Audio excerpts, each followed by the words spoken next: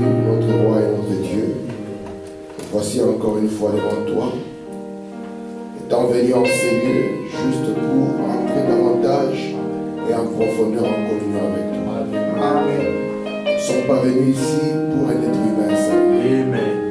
Mais nous sommes venus pour toi, la parole de Dieu. Amen. Alors que nous sommes venus ici dans l'expectative, Père, tu nous as dit que ce qui est notre attente, c'est ce que nous recevons. Amen. Et nous sommes confiants, Seigneur, qu'en sortant d'ici, nous serons davantage remplis de Dieu. Alléluia. Et que la folie humaine va nous quitter, Seigneur. Amen. Ainsi, Père, ouvre ta parole et qu'au travers d'elle, nos problèmes soient résolus. Amen. Avec cette parole, être entièrement et totalement délivré. Amen. Oh Seigneur, nous te sommes reconnaissants pour la vie. Nous te sommes reconnaissants pour cette Bible nouvelle. Alléluia. Que toi tu nous as donné au travers des sceaux. Ainsi, Père, laisse que sur nos âmes, les sceaux de Christ soient appliqués. Amen. Et ta parole va sortir. Yes, sir. Là où il y a une maladie, que cette parole puisse terrasser cette maladie. Amen. Que ce soit une maladie physique ou spirituelle, qu'elle soit terrassée. Amen. Parce que tu as dit que ta parole est la lumière. Amen. Et la lumière vint toujours les ténèbres. Amen. Ainsi que notre frère là où il est, Seigneur. Amen. Puisse être avec lui, Seigneur. Amen. Et l'aider aussi, Père. Amen. Nos frères et nos soeurs qui ne sont pas là, oh Dieu, puisses-tu aussi les aider là où ils sont. Amen. Parce que nous voulons ensemble avancer et au Dieu être ensemble et transformés à l'image de Jésus-Christ. Amen. Ainsi que la gloire te soit rendue, Père. Au nom de Jésus-Christ, notre Dieu, nous avons ainsi prié et demandé. Amen. Amen. Amen. Nous allons ouvrir nos Bibles dans Genèse au chapitre 28. Et nous allons lire tous les chapitres.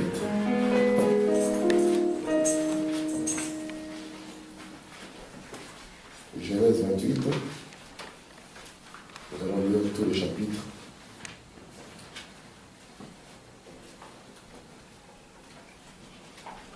Je vais lire la parole de Dieu. Genèse 28. Isaac appela Jacob, le bénit et lui donna cet ordre. Tu ne prendras pas une femme parmi les filles de Canaan. Lève-toi, va à Padan-Aram, à la maison de Bethuel, père de ta mère. Prends-y une femme parmi les filles de Laban, frère de ta mère. Que le Dieu Tout-Puissant te bénisse, te rende fécond et te multiplie, afin que tu deviennes une multitude de peuples. Qu'il te donne la bénédiction d'Abraham, à toi et à ta postérité avec toi. Amen. Afin que tu possèdes le pays où tu habites comme étranger et qu'il a donné à Abraham. Et Isaac fit partir Jacob qui s'en alla à Padan-Aram auprès de Laban, fils de Bethuel, l'araméen, frère de Rebecca, mère de Jacob et d'Ésaü. Ésaü vit qu'Isaac avait béni Jacob et qu'il avait envoyé à Padan-Aram pour y prendre une femme. Et qu'en les bénissant, il lui avait donné cet ordre: tu ne prendras pas une femme parmi les filles de Canaan. Il vit que Jacob avait obéi à son père et à sa mère, et qu'il était parti pour Padan-Aram. Ésaü comprit ainsi que les filles de Canaan déplaisaient à Isaac son père. Ésaü s'en alla vers Ismaël. Il prit pour femme, outre les femmes qu'il avait, Mahalat, fille d'Ismaël, fils d'Abraham et sœur de Nebajot. Jacob partit de Beersheba et s'en alla à Charan. Il arriva dans un lieu où il passa la nuit, car le soleil était couché. Il y prit une pierre dont il fit son chevet, et il se coucha dans ces lieux-là. Il eut un songe, et voici une échelle était appuyée sur la terre, et son sommet touchait au ciel. Alléluia! Et voici les anges de Dieu montaient et descendaient par cette échelle. Amen. Et voici l'Éternel se tenait au-dessus d'elle. Et il dit: je suis l'Éternel, les dieux d'Abraham, ton père, et les dieux d'Isaac. La terre sur laquelle tu es couché, je te la donne à toi et à ta postérité. Amen. Ta postérité sera comme la poussière de la terre. Tu t'étendras à l'Occident et à l'Orient, au septentrion et au Midi. Toutes les familles de la terre seront bénies en toi et à ta postérité. Amen. Voici, je suis avec toi. Je te garderai partout où tu iras. Amen. Et je te ramènerai dans ces pays, car je ne t'abandonnerai point. Amen. Que je n'ai exécuté ce que je t'ai dit. Alléluia. Jacob s'éveilla de son sommeil, et il dit certainement, l'Éternel est en ces lieux. Et moi, je ne le savais pas. Il eut peur et dit que ce lieu est redoutable. Alléluia. C'est ici la maison de Dieu. Amen. C'est ici la porte des cieux. Amen. Et Jacob s'éleva de bon matin. Il prit la pierre dont il avait fait son chevet. Il la dressa pour monument. Et il versa de l'huile sur son sommet. Il donna à ces lieux le nom de Bethel. Mais la ville s'appelait auparavant Luz. Jacob fit un vœu en disant, si Dieu est avec moi et me garde pendant ces voyages que je fais, s'il me donne du pain à manger et des habits pour me vêtir, si je retourne en paix à la maison de mon père, alors l'Éternel sera mon Dieu. Amen. Cette pierre que j'ai dressée pour monument sera la maison de Dieu. Et je donnerai la dîme de tout ce que tu me donneras. Amen. Amen. Dieu ajoute des bénédictions à la lecture de sa parole. Nous pouvons nous asseoir. Je vous salue tous au nom du Seigneur Jésus-Christ. Nous allons continuer à parler sur le subconscient. Parce que nous comprenons que cela est important. Amen. La dernière fois, nous avons essayé de montrer le parallélisme qu'il y a entre le livre de Genèse 27 et la scène que nous venons de lire dans Genèse 28. Nous avons commencé à développer l'histoire de Jacob. Parce que nous croyons, selon William Branham, que tous les types qu'il y a dans la Bible, tous les gens qui sont cités dans la Bible, tous les types que nous voyons, de l'Ancien Testament pointaient vers le Nouveau Testament, et du Nouveau Testament pointait vers cette heure-ci. Lorsque nous voyons Jacob, nous voyons que cela doit avoir à voir avec les croyants d'aujourd'hui. Et nous comprenons que Jacob était le fils du prophète. Et vous allez remarquer que le prophète Isaac arrivait à la fin de sa vie. Et lorsqu'il arrivait à la fin de sa vie, on sait dans la parole de Dieu qu'il y a une bénédiction particulière. Et cette bénédiction particulière est attachée au premier-né. Ainsi, Isaac avait 2 enfants. Et les 2 enfants qu'Isaac avait étaient 2 enfants dont le premier était Ésaü et le second était Jacob. Jacob désirait ardemment avoir les droits d'aînesse. Mais les choses étaient faites qu'il n'était pas né le premier. Mais celui qui était le premier, il commençait à négliger ses droits d'aînesse jusqu'au jour où il est vendu pour un plat de potage. Amen. Lui, il ignorait. Parce qu'ici, il y a un piège. Il pensait peut-être qu'il allait vendre les droits d'aînesse et garder la bénédiction du droit d'aînesse. Or, en perdant le droit d'aînesse, automatiquement, il perdait aussi la bénédiction qui était liée. C'est la même chose que le diable avait fait avec Adam dans le jardin. Lorsqu'il avait dit à Adam, ce n'est pas grave, brise la parole, toi, tu vas garder la vie et tu vas garder l'héritage. Et Adam ne savait pas que la parole est le siège même de la vie. Et c'est ce qui te donne le droit à l'héritage. Donc automatiquement, en perdant la parole, il perdait la vie et perdait l'héritage. Et Esaü ici, en perdant les droits d'aînesse, il perdait automatiquement la bénédiction qui était liée à cela. Et nous voyons maintenant que Jacob, pour y accéder, il a dû habiller le premier-né. Et c'est au travers de cet habit du premier-né qu'il a reçu cette bénédiction. Et nous avons vu avec vous que Dieu lui a donné toutes les bénédictions qu'il avait en réserve pour ce temps-là. De sorte qu'il lui a dit que la rosée du ciel te soit donnée.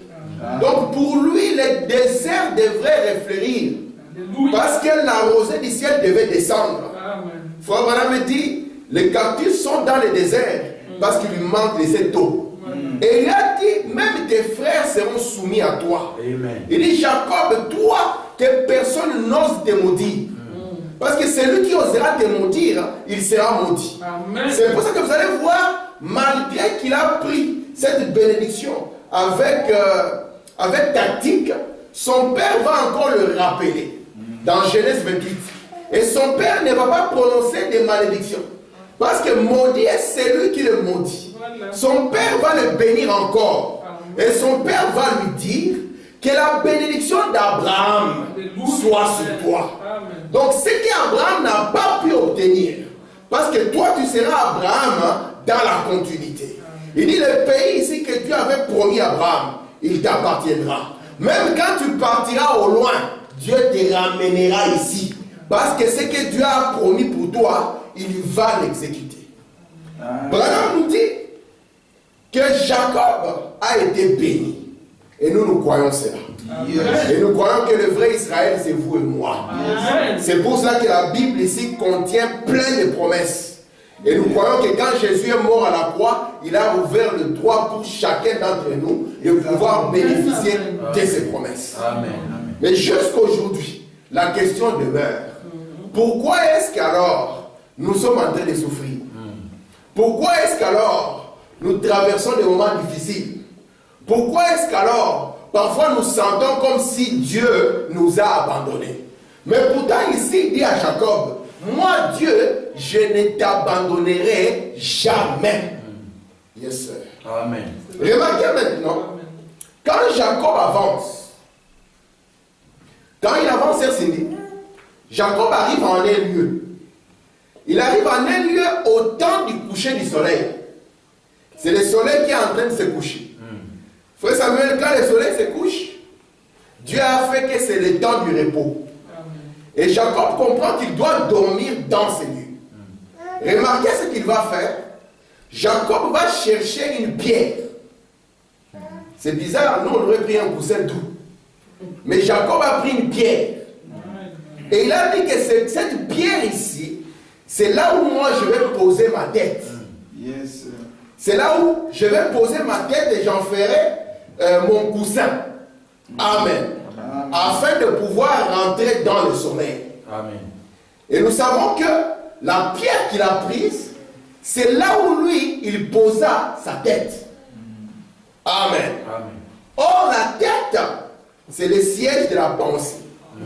Vous êtes avec moi? Amen. Il n'a pas posé sa tête sur n'importe quoi. Souvenez-vous que ce que Jacob a fait, c'est ce que Jésus viendra nous rappeler plus tard. Lorsque Jésus dira, faites attention à la maison que vous voulez bâtir. Il dit, l'homme prudent, il bâtit sa maison sur le rocher. Et remarquez que Jacob, c'est ce qu'il a fait. Il a cherché un rocher pour pouvoir y bâtir une pensée. Amen. Branham nous dit, Branham c'est celui maintenant qui interprète bien l'écriture. Il dit, souvenez-vous mes frères, que la maison que vous avez, cette maison-là, vous pouvez empêcher les oiseaux d'y faire un nid.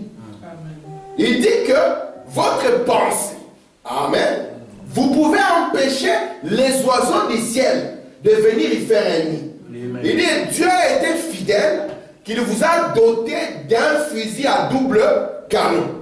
Amen. Et nous allons voir maintenant que Jacob, une fois qu'il va poser sa pensée sur cette pierre, parce que la pierre dans la parole, nous avons pitié de nos amis pentecôtistes parce qu'ils ont rejeté les prophètes. Lorsqu'ils disent que l'Éternel est mon rocher, ils pensent que Dieu est une grosse pierre. Lorsqu'on a lu dans Daniel qu'il y a une grande pierre qui est descendue, ils ont cru qu'il y a une montagne et une pierre descendra littéralement. Mais l'Éternel est notre rocher. Quand l'Éternel devient notre révélation. Yes. Et Jacob comprenait que c'est dangereux d'avoir une pensée qui n'est pas posée dans la révélation. Et vous allez comprendre maintenant que ce qui va se passer maintenant, l'étape suivante, c'est que Jacob va entrer dans un songe. En d'autres termes, son état subconscient va s'éveiller. Vous voyez les étapes? Il prend d'abord la pierre de la révélation. Frère Samuel, il y pose sa tête. Exactement comme Jean posait sa tête sur la pierre de révélation qui était la poitrine de Jésus. Amen. De sorte que maintenant, que quand il va entrer dans son songe, son subconscient soit prêt à recevoir la sémence parole. Vous êtes avec moi? Amen. Et là, qu'est-ce qu'il va voir? Il va voir qu'il y a une échelle qui va relier les ciels de la terre. Et remarquez, les anges de Dieu montent et descendent. Cette échelle-là, selon Frère Branham, l'homme l'a cherché depuis longtemps. Alléluia. Frère Branham dit, ce que Jacob a obtenu, il dit c'est ce que Nimrod avait essayé d'obtenir en son temps, lorsqu'il avait bâti la tour de Babel. Parce que au-dessus, lorsque vous êtes en train de contempler cette échelle, vous allez remarquer qu'au sommet de l'échelle, l'Éternel y est lui-même. Et l'Éternel qui se trouve au sommet de l'échelle, il va déclarer à Jacob, je suis le Dieu d'Abraham. Maintenant, ce qui était une promesse en l'air, elle commence à entrer dans ton subconscient. Et sois sûr que toi, tu ne quitteras pas la scène, que ce que je dis ici ne soit accompli. Amen. Amen. Je vais lire fort maintenant. Amen. Parce que ma prière à moi, c'est que nous puissions quitter la religion. Amen. La religion, c'est l'opium du peuple. La religion détruit les hommes. La religion sépare les frères. Mais ici, nous voulons entrer dans l'union avec Dieu. Amen. La chose que la religion ne peut pas donner. C'est pour cela que Branham, quand il a été envoyé, il n'a pas été envoyé comme un prophète religieux. Non, monsieur. Amen. Mais il est venu donner ce que la religion ne pouvait pas donner à l'homme. Amen. Frère Branham dit, l'homme a couru dans une certaine religion. On lui a dit là-bas, si tu cries, alors tu es bien. Il a crié, mais il a compris que il y a quelque chose qui lui manquait. On lui a dit, si tu parles en langue, il a parlé en langue, quelque chose lui manquait. On lui a dit, si tu crois à la doctrine de l'Église, il a cru à la doctrine de l'Église, il y a quelque chose qui lui manquait. Je suis dans le message, ce qu'il faut pour triompher de toute incrédulité. Frère Branham dit ceci. Je vais commencer au paragraphe 52.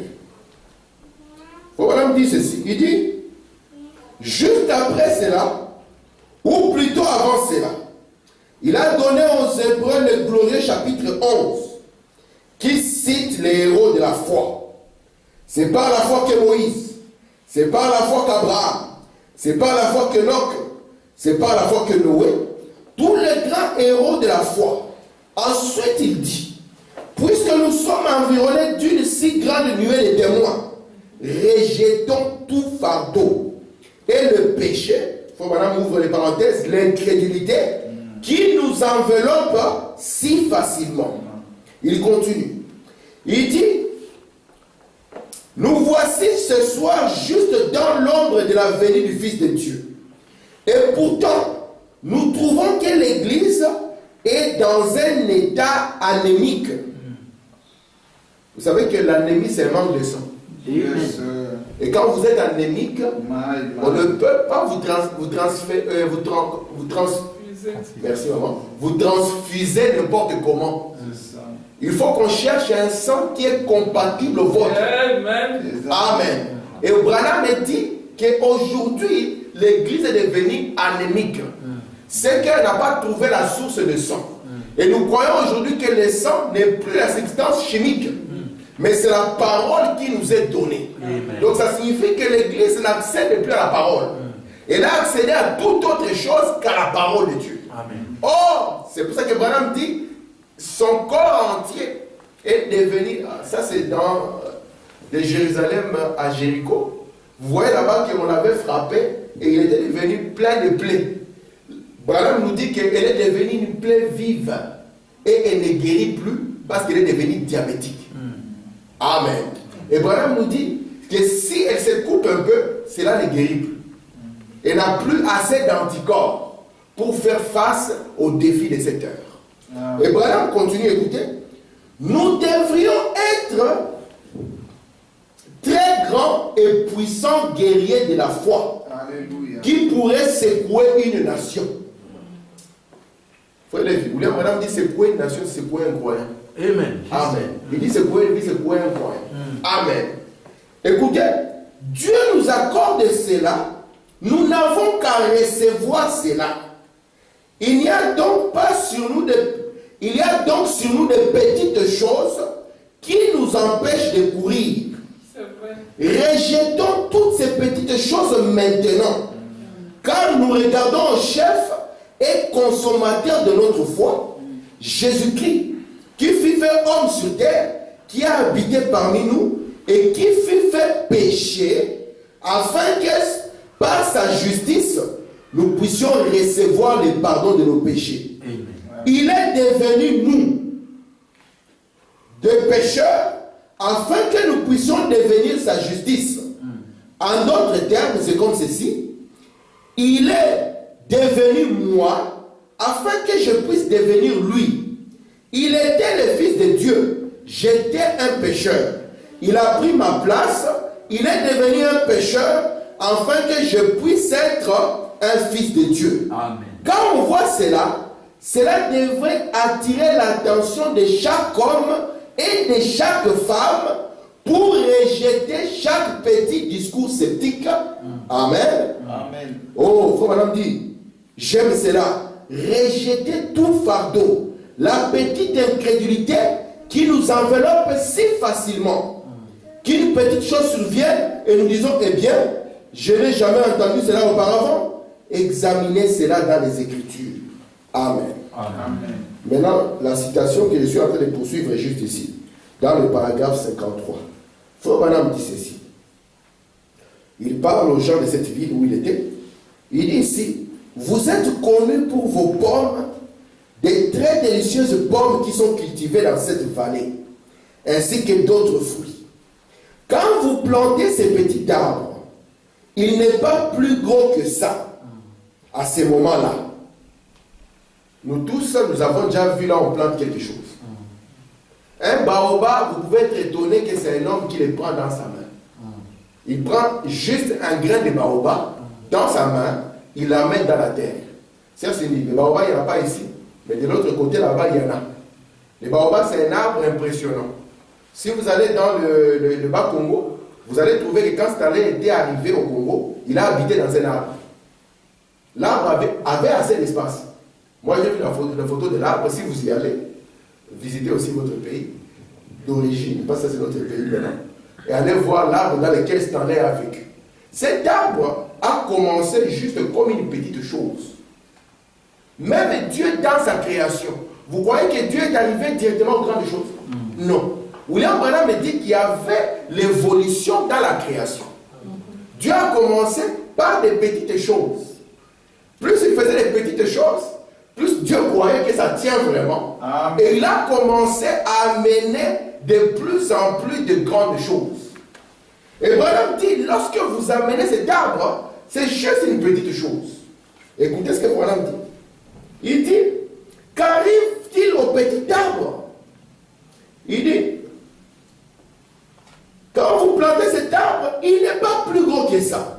Ce n'est qu'une petite bouture. Chaque pomme que portera cet arbre se trouve dedans juste à ce moment-là. Certainement, il s'y trouve. D'où vient-il? Ça se trouve dans l'arbre. Et vous plantez l'arbre dans le sol, vous faites l'irrigation pour cela, vous l'arrosez. Qu'arrive-t-il au petit arbre? Il pousse.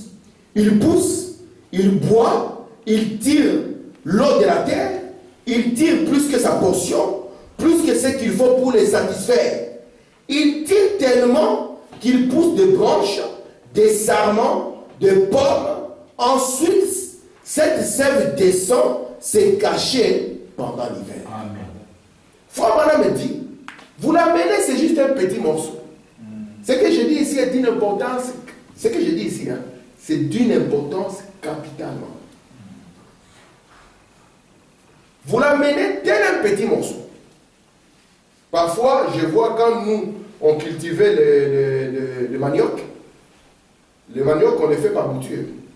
On coupe juste un bout d'arbre, hein, juste un bout, vous le plantez en terre. C'est juste un petit bout comme ça. Après un moment, vous allez voir, vous allez être étonné que même le foufou que vous attendez va sortir de ces bouts. Donc, tel que vous l'avez là-bas, vous avez le foufou et le pondou en main. Vous pouvez vous arrêter un instant et vous poser la question. Mais ces foufou et ces pondou proviennent d'où? Lorsque vous l'aviez en main, vous étiez inconscient que tout était là. Remarquez Jacob ce qu'il dit. Il dit que l'Éternel se trouvait en ces lieux, mais moi, je ne le savais pas. C'est pour ça que le grand piège de la Odyssée, c'est qu'eux ne le savent pas. C'est ça. Il peut porter quelque chose de précieux dans la main et il ne saura jamais ce qu'il a dans la main. C'est pour ça que Branham nous dit, là où les anges ont peur de mettre leurs pieds, et ils vont marcher avec des souliers cloutés. Et la plus grande chose aujourd'hui, le plus grand piège, c'est cette ignorance que les gens portent. Amen. L'ignorance, c'est une mauvaise chose. C'est pour ça que dans le domaine de la loi, on a dit que nul n'est censé ignorer la loi. Même si vous tuez quelqu'un, vous ne savez pas que c'était une faute, on va vous dire on n'ignore pas. Parce que ce qu'ils ont imité là, c'est la loi de Dieu. Amen. La loi de Dieu fait que si vous ignorez une loi et que vous venez à l'encontre de cette loi, vous allez recevoir les châtiments. Que vous soyez conscient, que vous ne soyez pas conscient. Remarquez mes frères, nous avons vu ici que notre vie est semblable à un bateau. Amen. Soyez conscients de ça. Notre vie est semblable à un bateau. Mais nous remarquons dans l'histoire de la Bible qu'un jour, il y avait des gens qui étaient dans un bateau, c'était les disciples du Seigneur. Amen. Ils n'étaient pas seuls dans les bateaux. Ils étaient avec le Seigneur dans le bateau. Et puis les tempêtes de la vie ont commencé. Des factures à gauche, des ceci à droite, la maladie au nord. Ils se sont sentis, frère Branham me dit, sur chaque vague il y avait un démon. Amen. Et les démons voulaient les couler. Je vous ai dit, lorsque vous vous déclarez croyant, ça signifie que vous vous déclarez prêt au combat. Amen. Amen. Parce que Branham nous dit que c'est par quoi vous allez vaincre, c'est votre foi. Amen. Et remarquez, ils ont crié du mieux qu'ils ont pu. Est-ce que cela a résolu la chose? Non. Ils ont amené leur pensée, leur expérience en tant que pécheurs. Est-ce que cela a résolu la chose? Non. La solution n'est pas venue en dehors du bateau. La solution était dans les bateaux. Amen. Je suis fatigué des croyants qui sont incapables de les recevoir ceci. Ils pensent qu'il y a un super-homme qui va venir. Il n'y a pas de super-homme. Le super-homme que Dieu nous a envoyé, c'est William Branham. Amen. Et William Branham était super-homme. Pourquoi? Parce que la pensée de Dieu était en lui. Et lui, avant de quitter la scène, il dit, je vous ai dit tout ce qui était comme secret. De sorte que je pars et je vous laisse les secrets. Absolument. Yes, sir. Si vous attendez encore un grand monsieur qui vient, sachez qu'il ne vient pas au nom du Seigneur. C'est un imposteur. Yes, sir. Amen. Amen. Branham dit, c'est vous qui devez devenir maintenant le grand homme que vous étiez en train d'attendre. Amen. Yes, sir. Parce que Jacob aussi attendait un grand homme. Jacob aussi attendait peut-être un oncle qui va envoyer l'argent. Jusqu'à ce que Jacob comprenne que dans le lieu où il se tenait, c'est là où se tenait Dieu. Alléluia. Et il dit que Dieu était là et moi, Jacob, je ne le savais pas. Amen. Remarquez maintenant, la solution n'est pas sortie ailleurs. Quand ils ont compris, malmenés par le vent, que Jésus était là, ils ont compris que Jésus n'entre pas en activité parce que nous ne le réveillons pas. Et le problème aujourd'hui, les gens ne veulent pas réveiller Jésus. Ce que Dieu avait promis de le faire, Dieu a fait sa part. De sorte qu'aujourd'hui, Dieu ne doit plus rien à qui que ce soit. C'est vrai. Amen. Amen. Jacob avait aussi la pensée.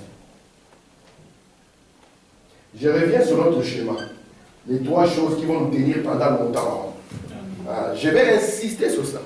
Insistez jusqu'à ce que dans vos cœurs, vous ne verrez aucun grand homme. Vous comprendrez aujourd'hui que la personne qui est née de Dieu a tous les éléments en elle. Amen. Le problème seulement, c'est que vous risquez de rester longtemps endormi.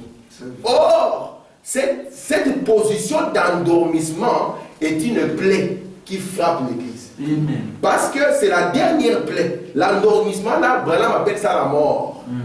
Alors, aujourd'hui, la différence sera de ceux-là qui sont éveillés. Je vais dire, voilà.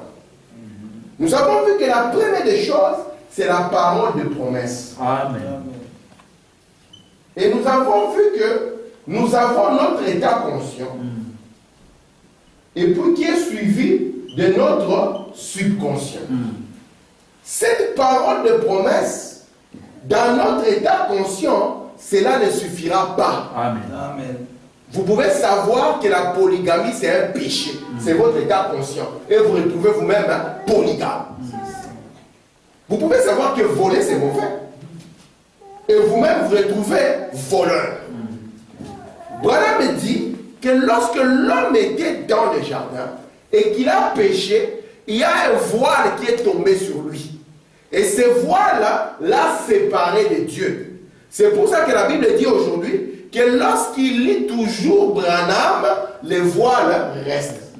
Mais lorsque le cœur est converti au Seigneur, ça signifie que le cœur est converti au Seigneur, ça signifie que lorsque la pensée du cœur est modifiée, alors le voile est ôté.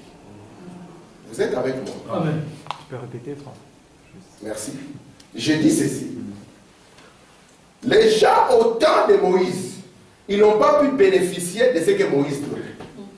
Parce qu'à chaque fois qu'on lisait Moïse, William Branham me dit qu'il y avait un voile qui était sur leur cœur. Et ce voile qui est sur leur cœur, c'est le voile du scepticisme, le voile de l'impatience et le voile de l'incrédulité. Mais lorsque nous changeons la pensée du cœur, parce que vous devez être conscient que ce n'est pas ce que vous avez dans votre connaissance mentale qui fait de vous ce que vous êtes. Non, messieurs. Mais c'est ce qui est dans votre subconscient qui est réellement ce que vous êtes. Or, votre état ici n'a pas le même sens que cet état conscient. Maman, votre état conscient peut savoir que, maman a soif. Lui, ce n'est pas comme ça que lui parle. Maman a soif, non. Parce que cette partie ici, pour l'homme qui est né de Dieu, c'est la divinité complète. Amen. Et la divinité, elle n'a qu'une seule manière de connaître une chose, c'est de devenir la chose.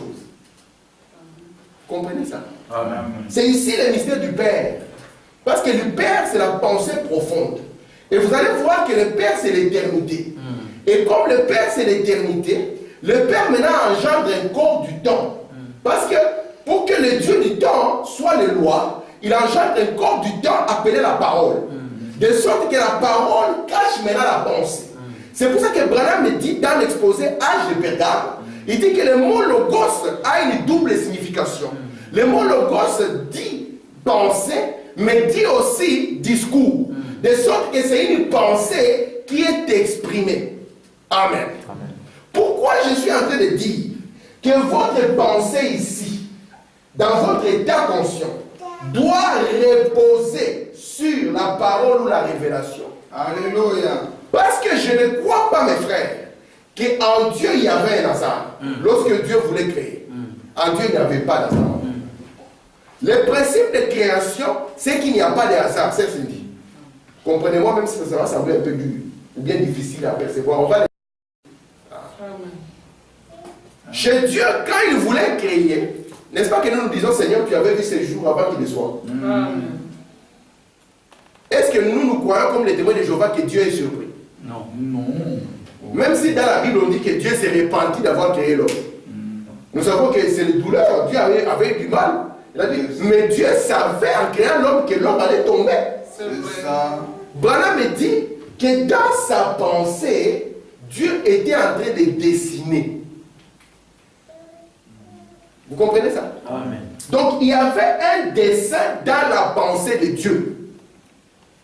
Et vous allez voir que cette pensée, c'était la pensée foi en Dieu. De sorte que la Bible nous dit qu'en voyant la création, c'est comme si nous voyons la divinité à l'œil nu. Amen. Parce que les œuvres étaient devenues l'expression de la foi de Dieu.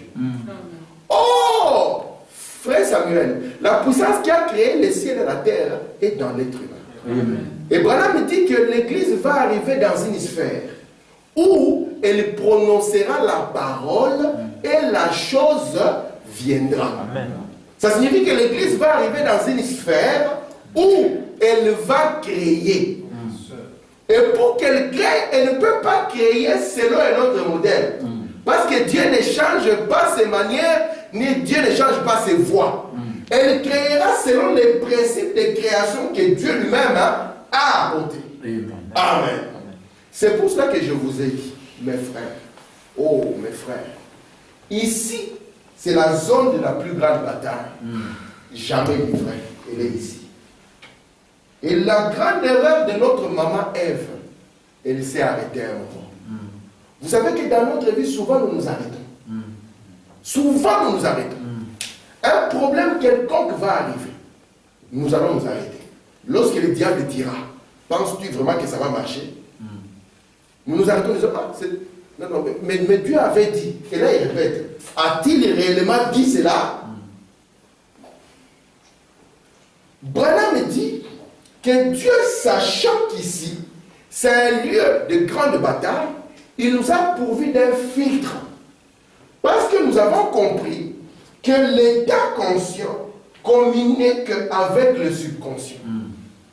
Et si vous ne faites pas attention, parce que Frère Branham nous montre que aussi longtemps que la pensée est ici, qu'elle ne s'était pas encore bien établie, on verra comment elle s'établit, qu'elle ne s'est pas encore établie, cela n'est pas encore un péché. Mais lorsque cette pensée ici descend ici, alors, si ce n'est pas la parole de Dieu, on l'appelle un péché. Amen. Jésus avait dit, tout homme qui convoite une femme dans son état subconscient, qu'on appelle le cœur, exactement chez Dieu, c'est le principe de création. C'est pour ça que nous ne croyons pas que dans ce domaine, un homme est tombé directement comme ça n'existe pas. Amen. Amen. C'est une pensée qui a commencé. Comme la Bible dit, elle a été démarrée par ses convoitises. Elle a été amorcée. C'est ce que la Bible dit. Et étant amorcée, elle sera conçue. C'est ce que la Bible nous dit. Quand elle est conçue, alors elle va produire la mort. Vous êtes avec moi? Amen. Amen. Je vais lire bien, voilà. Vous aimez notre prophète? Amen. Amen. Frère Branham dit ceci. Je suis dans le message discernant les corps du Seigneur. Au paragraphe 67, il a prêché ceci le 12 août 59. Vers la fin du paragraphe, Frère Branham dit ceci. La dernière plaie qui a frappé l'Égypte était la mort.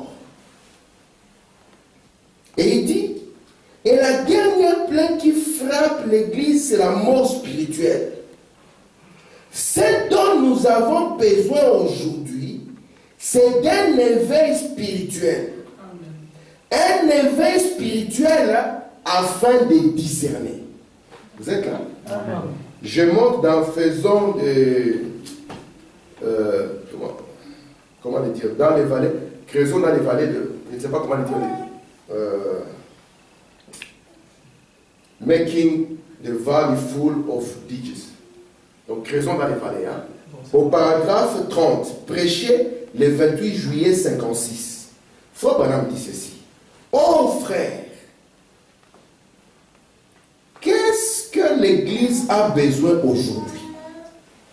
L'Église a besoin aujourd'hui, il dit, d'un éveil. Amen.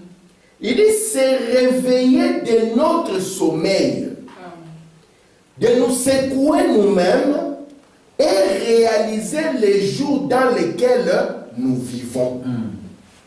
Et dans appelant Jésus sur la scène, écoutez Frère Branham, il dit ici, Au paragraphe 126, c'est celui qui l'a prêché le 4 août 63. Au paragraphe 128, Frère Branham dit ceci. Il est maintenant en train d'attendre que vous puissiez l'appeler sur la scène pour qu'il prouve cela. Il dit, puissions-nous réveiller Jésus dans nos vies. Vous voyez cette citation? Il dit, puissions-nous réveiller Christ dans nos vies. Pas les réveiller dans un groupe, non. Il dit ici, éveiller Christ dans notre vie. Il dit, comment est-ce que nous éveillons Christ? Parce qu'il doit vous dire éveiller Christ, ça vous dire comment on l'éveille. Il dit, comment est-ce que nous réveillons Christ? En croyant sa parole. La foi l'amène sur la scène. La foi est ce qui l'amène sur la scène. Et il vient pour confirmer la parole. N'ayez pas de doute, ne craignez pas. Je continue. Je suis dans les expectatives. Prêché le 7 mai 53. Frère Branham dit ceci. Quand vous êtes né de nouveau et le baptême du Saint-Esprit est venu dans votre cœur, vous avez tout ce dont vous avez besoin pour ces voyages. Maintenant, la seule chose que vous avez à faire, c'est de commencer à boire. Amen. Boire et pousser. Vous voyez comment une plante est faite? Elle boit de l'eau et pousse la terre. Elle boit de l'eau et pousse la chair. Vous voyez ça? Boire de l'eau, pousse la chair. Écoutez, il dit de boire et de pousser. Boire et de pousser. Amen. Amen. Et c'est pour ça qu'il dit, chaque promesse de rédemption que Dieu a promise vous appartient et c'est votre propriété personnelle. Amen. Maintenant, je vais lire une citation. Ça, c'était le paragraphe 18, les expectatives. Maintenant, je vais lire une citation. J'aimerais que cette citation, nous puissions la croire tous. Amen. Nous tous, nous la croyons. Amen. Amen. Lorsqu'elle va sortir, que chacun dise c'est pour nous. Amen. Vous êtes prêts à cela? Amen. Je suis dans celui qui est en vous. Prêché le 10 novembre 63, au paragraphe 261. Elle est merveilleuse cette citation. Écoutez le prophète béni, c'est un saint prophète. Il dit ceci. Moi, en tant que votre pasteur, nous croyons ici que Frère Branham c'est notre pasteur. Amen. Amen. Si nous sommes ici, nous sommes qu'associés à ce ministère. Si on enlève le ministère de Frère Branham, moi je m'assois. Amen. Si tous les frères et fils de Frère Branham, je ne prêche plus. Prendre la Bible de tout seul, je ne veux pas m'aventurer.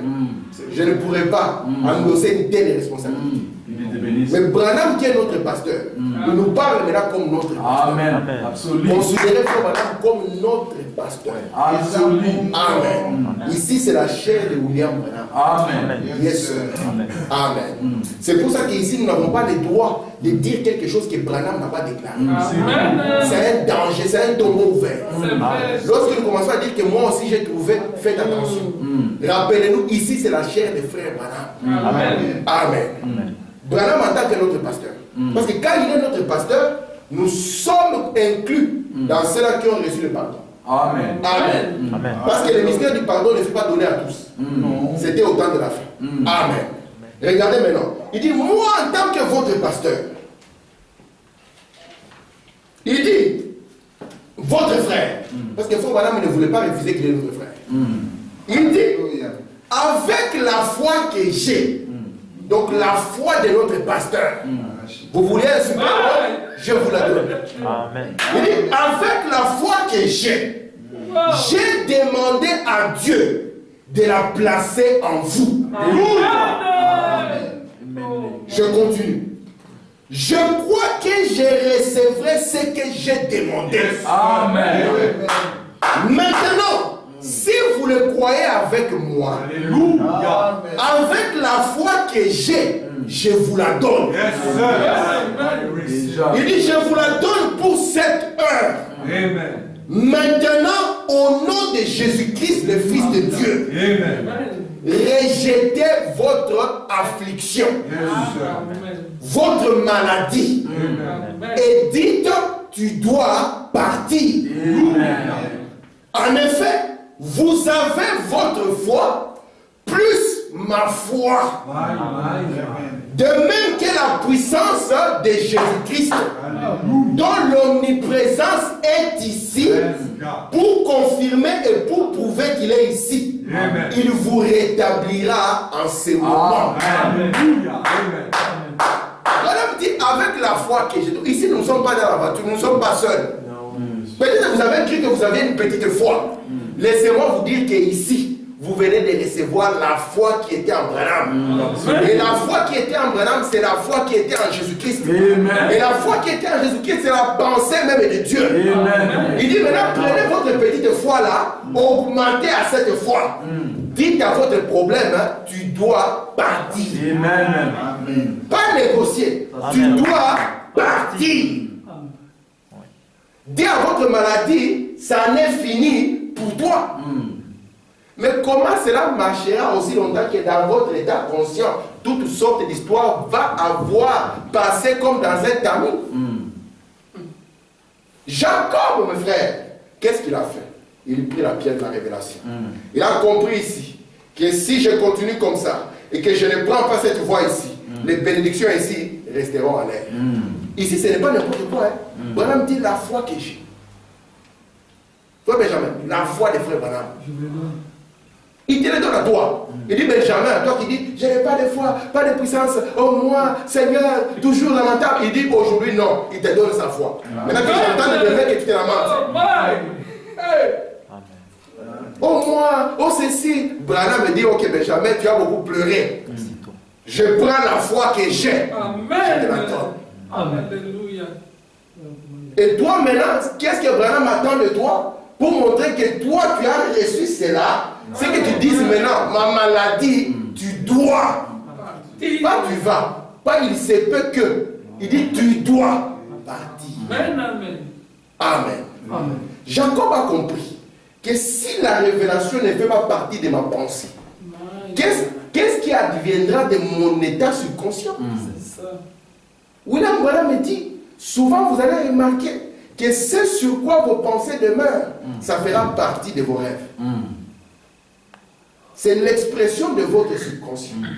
Je me souviens quand on était des enfants et qu'on devait opérer quelqu'un. Nous n'avions pas de chambre de réveil comme ici. On opérait quelqu'un dans la salle d'opération, on les ramenait directement dans la chambre. Si c'était un cœur rempli de mystères, c'était un cœur rempli de secrets, il fallait qu'il puisse dire à ses meilleurs amis protéger la salle. Parce que c'était l'anesthésie qui faisait parler. N'est-ce pas? Il y a eu des choses qui sont sautées. Moi, un jour, j'étais dans une chambre où on devait opérer un pasteur. Et le pasteur là avait amené les dieux du royaume pour le protéger. Parce que s'il parle, on doit essayer de, je ne sais pas faire quoi, mais l'empêcher. Et quand il s'est réveillé, la je lui ai dit, est-ce que j'ai parlé? Parce qu'il sait que dans cet état, il n'y a pas de mensonge. Dans cet état, il n'y a pas moyen de cacher. Ici, c'est le mystère qui se déroule et qui sont en train de sortir les uns après les autres. Branham me dit ceci, mes frères. La foi, je vous la donne. Ça ne suffit pas. Nous avons reçu la foi de Branham. Si tu l'as reçu, Branham me dit, dis maintenant que la chose est finie. Cette chose qui t'a malmené depuis des années. Cette chose qui t'a poursuivi depuis des années. Dis, j'ai reçu la foi des frères Branham. Et Branham nous a prêché le message, persévérer. Parce que votre ennemi, le diable, il rôdera. Tel un lion, il n'est pas un lion, mais il fera comme un lion, rugissant. Il va faire du bruit. Tu ne te souviens pas? Je suis là. Tu as essayé, ça n'a pas marché. Ce n'est pas cette seule citation qui va changer. Laisse-moi te dire que cette seule citation, elle va changer. Parce que ce n'est pas la foi de n'importe qui, c'est la foi du message. Amen. Votre état subconscient, c'est ce que vous êtes. Et c'est pour ça que nous allons montrer ici l'importance de ceci. Mes frères, je finis en vous disant ceci. Tout ce que nous voyons devant nous, soyez conscients que ça vient de la pensée. Il n'y a rien que vous voyez dans cette salle qui n'a pas été d'abord dans une pensée. Lorsque vous voyez le piano de Frère Samuel, il a vécu d'abord dans une pensée. Quand il n'y avait personne pour voir le piano, il y avait quelqu'un déjà qui jouait au piano. Amen. Quand nous étions tous petits, qui n'avaient pas de téléphone portable, nous commencions à réfléchir qu'un homme doit marcher avec un fil très long, quitter la maison et partir. Mais il y a un homme qui a une inspiration. Il a compris que c'est possible. Faites attention avec les pensées. Surtout. Parce que les pensées, c'est le début de la création. Le pont. Et Dieu ne se permettait pas n'importe quelle pensée. C'est pour ça que vous allez voir que lorsque Dieu amène la création, il dit que tout est bon. Parce que dans sa pensée, tout était bon. Branham vous rappelle une attitude mentale, comment? Correct. Une attitude mentale correcte vis-à-vis de quoi? La parole. Moi j'ai pensé vis-à-vis de ce que l'Office des étrangers avait dit. Négatif. Non, une pensée mentale correcte vis-à-vis de la parole. Parce que les juges avaient dit. De la parole des promesses de Dieu, ça commence déjà. Amen. C'est pour ça que j'aimerais que nous rendions. En disant ce problème ici, tu m'as malmené, mais aujourd'hui, je quitte l'église avec la foi de Branham. On ne joue pas. Là, il y a la foi de Branham. Et pour te prouver que moi, je crois à ce qui m'a été prêché, je commence déjà à dire simplement, tu dois partir. Amen. Et je vais persévérer. Je vais rester là. Tu dois partir. Tu dois partir. Amen. Amen. Amen. Amen. Que le Seigneur vous bénisse. Amen.